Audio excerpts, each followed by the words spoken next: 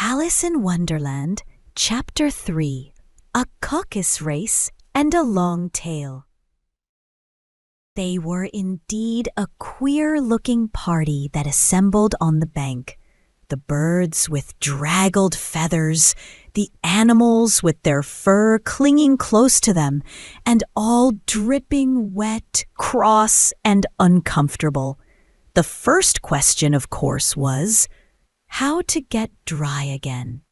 They had a consultation about this, and after a few minutes, it seemed quite natural to Alice to find herself talking familiarly with them, as if she had known them all her life. Indeed, she had quite a long argument with the Lory, who at last turned sulky and would only say, "I am older than you and must know better." And this Alice would not allow without knowing how old it was, and as the Lory positively refused to tell its age, there was no more to be said. At last the mouse, who seemed to be a person of authority among them, called out, "Sit down, all of you, and listen to me. I'll soon make you dry enough." They all sat down at once in a large ring with the mouse in the middle. Alice kept her eyes anxiously fixed on it, for she felt sure she would catch a bad cold if she did not get dry very soon. "Ahem," said the mouse with an important air. "Are you all ready? This is the driest thing I know. Silence all round, if you please. William the Conqueror, whose cause was favored by the Pope, was soon submitted to by the English, who wanted leaders and had been of late much accustomed to usurpation and conquest. Edwin and Morcar, the Earls of Mercia and Northumbria." "Ah," said the Lory, with a shiver. "I beg your pardon," said the mouse, frowning, but very politely. "Did you speak?" "Not I," said the Lory hastily. "I thought you did," said the mouse. "I proceed. Edwin and Morcar, the Earls of Mercia and Northumbria, declared for him, and even Stigand, the patriotic Archbishop of Canterbury, found it advisable." "Found what?" said the duck. "Found it," the mouse replied rather crossly. "Of course you know what it means." "I know what it means well enough when I find a thing," said the duck. "It's generally a frog or a worm. The question is, what did the Archbishop find?" The mouse did not notice this question, but hurriedly went on. "Found it advisable to go with Edgar Atheling to meet William and offer him the crown. William's conduct at first was moderate, but the insolence of his Normans. How are you getting on now, my dear?" it continued, turning to Alice as it spoke. "As wet as ever," said Alice in a melancholy tone. "It doesn't seem to dry me at all." "In that case," said the dodo solemnly, rising to its feet, "I move that the meeting adjourn for the immediate adoption of more energetic remedies." "Speak English," said the eaglet. "I don't know the meaning of half those long words, and what's more, I don't believe you do either." And the eaglet bent down its head to hide a smile. Some of the other birds tittered audibly. "What I was going to say," said the dodo in an offended tone, "was that the best thing to get us dry would be a caucus race." "What is a caucus race?" said Alice. Not that she wanted much to know, but the dodo had paused, as if it thought that somebody ought to speak, and no one else seemed inclined to say anything. "Why," said the dodo, "the best way to explain it is to do it. And as you might like to try the thing yourself some winter day, I will tell you how the dodo managed it." First, it marked out a race course in a sort of circle. The exact shape doesn't matter, it said, and then all the party were placed along the course, here and there. There was no 1, 2, 3, and away, but they began running when they liked and left off when they liked, so that it was not easy to know when the race was over. However, when they had been running half an hour or so and were quite dry again, the dodo suddenly called out, "The race is over." And they all crowded round it, panting and asking, "But who has won?" This question the dodo could not answer without a great deal of thought, and it sat for a long time with one finger pressed upon its forehead, the position in which you usually see Shakespeare in the pictures of him, while the rest waited in silence. At last the dodo said, "Everybody has won, and all must have prizes. But who is to give the prizes?"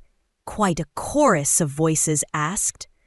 "Why, she, of course," said the dodo, pointing to Alice with one finger, and the whole party at once crowded round her, calling out in a confused way, "Prizes! Prizes!"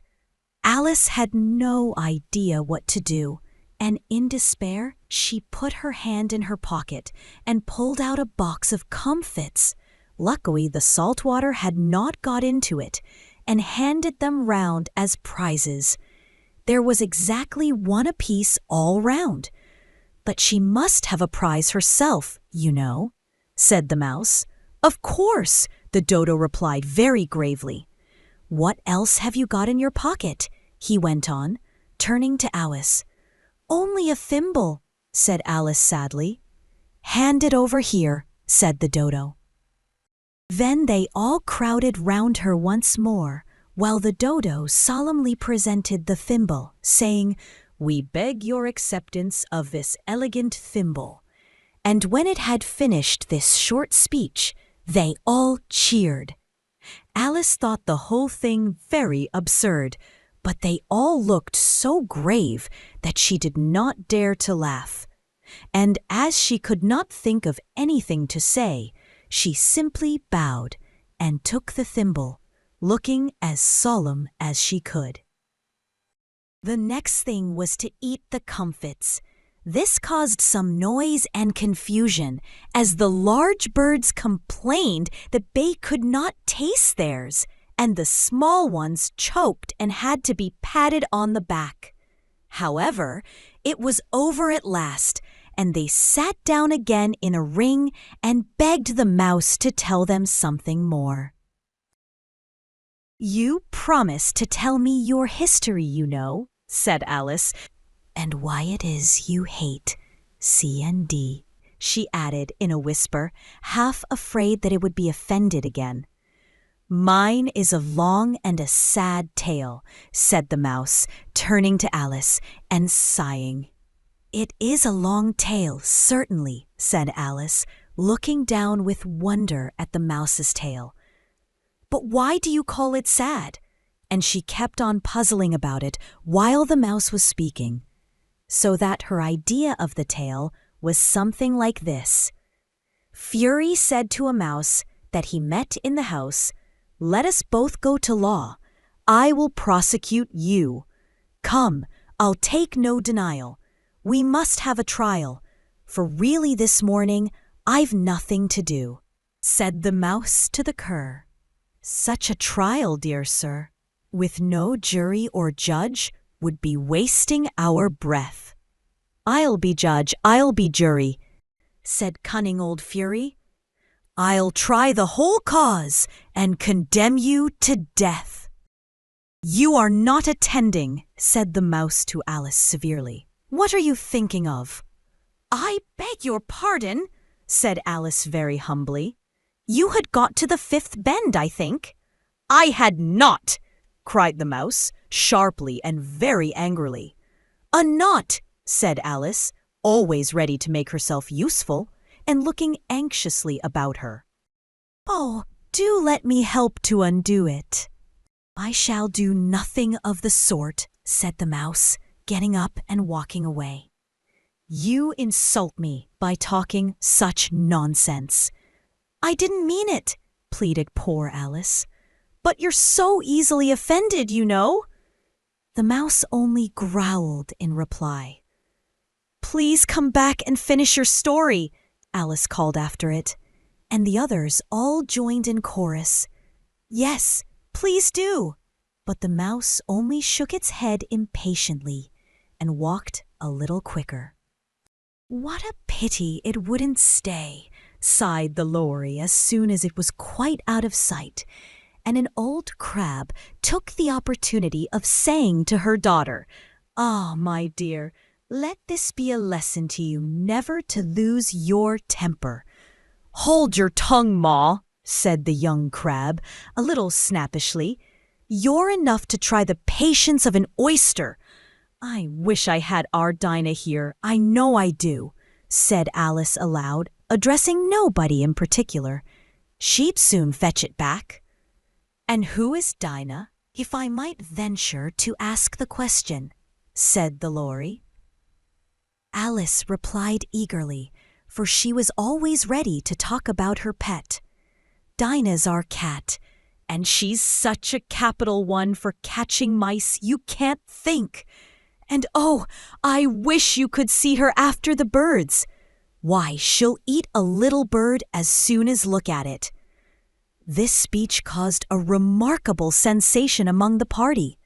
Some of the birds hurried off at once. One, the old magpie, began wrapping itself up very carefully, remarking, "I really must be getting home. The night air doesn't suit my throat." And a canary called out in a trembling voice to its children, "Come away, my dears. It's high time you were all in bed." On various pretexts they all moved off, and Alice was soon left alone. "I wish I hadn't mentioned Dinah," she said to herself in a melancholy tone. "Nobody seems to like her down here, and I'm sure she's the best cat in the world. Oh, my dear Dinah, I wonder if I shall ever see you any more." And here poor Alice began to cry again, for she felt very lonely and low-spirited. In a little while, however, she again heard a little pattering of footsteps in the distance, and she looked up eagerly, half hoping that the mouse had changed his mind and was coming back to finish his story.